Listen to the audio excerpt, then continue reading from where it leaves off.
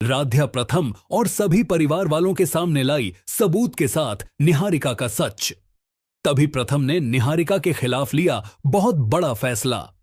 जब राध्या निहारिका को ठोस सबूत दिखाकर उससे सवाल जवाब करती है तो निहारिका राध्या के हाथों से अपने खिलाफ सबूत छीनकर फाड़ देती है और कहती है कि प्रथम कल भी मेरा था और आज भी मेरा है।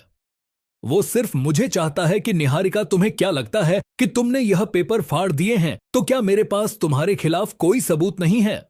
मैंने पहले ही इस पेपर की एक कॉपी अपने पास रख ली थी।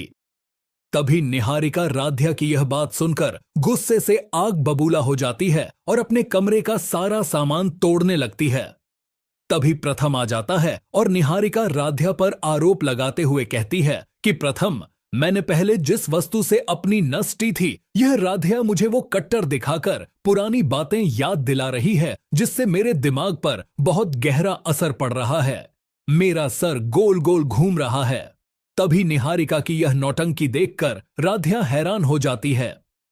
तभी प्रथम राध्या को निहारिका के कमरे से बाहर ले जाकर कहता है कि राध्या, तुम पागल हो गई हो क्या? तुम निहारिका को पुरानी बातें क्यों याद दिला रही हो? तभी राध्या कहती है कि प्रथम सर, जैसा आप सोच रहे हैं वैसा कुछ भी नहीं है। मैं आपको निहारिका के बारे में एक बहुत बड़ा सच बताना चाहती हूं। तभी राधे प्रथम को निहारिका के खिलाफ सारे सबूत दिखाती है, जिसे देखकर प्रथम गुस्से से आग बुबला हो जाता है और सीधा निहारिका के कमरे में जाकर उसकी गर्दन पकड़ लेता है। तभी राध्या निहारिका को प्रथम से बचाती है।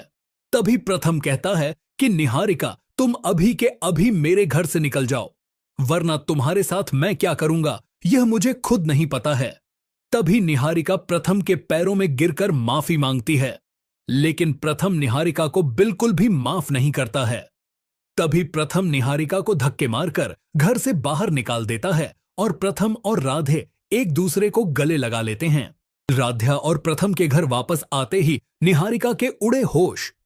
ऐसे में प्रथम के सामने आया निहारिका का काला सच। तभी प्रथम ने राध्या के साथ मिलकर निहारिका का किया खेल खत्म। दरअसल होता कुछ यूं है, दरवाजा खुलता है और जैसे ही राध्या प्रथम को सहारा देकर अंदर लाती है, पूरे घर की सांसें थम जाती हैं। एक पल के लिए किसी को यकीन ही नहीं होता कि प्रथम सच में वापस आ गया है। अगले ही पल उसके पिता दौड़ते हुए आते हैं और उसे गले लगा लेते हैं। उनकी आंखों में आंसू हैं, आवाज कांप रही है। प्रथम बेटा, तू ठीक है ना? प्रथम भी खुद को रोक नहीं पाता। वह अपने पिता के कंधे पर सिर रख देता है, जैसे सारी तकलीफ उसी पल खत्म हो गई हो। घर का माहौल भावनाओं से भर जाता है। उधर अहम धीरे धीरे आगे बढ़ता है।